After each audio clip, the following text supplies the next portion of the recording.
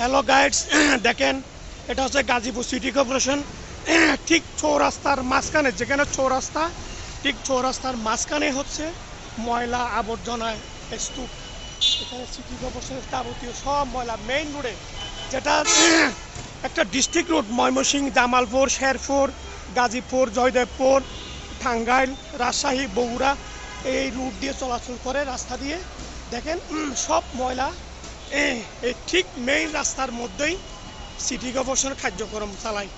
ময়লা আবর্জনা পরিশোধনকার এখান থেকে নিয়েই কেন এই মেইন রোডের মধ্যে কেন এই ময়লা আবর্জনা সব স্তূপ করে এখান থেকে ফেলবে কেন? আশেপাশে কি আর কোনো খালি জায়গা নাই?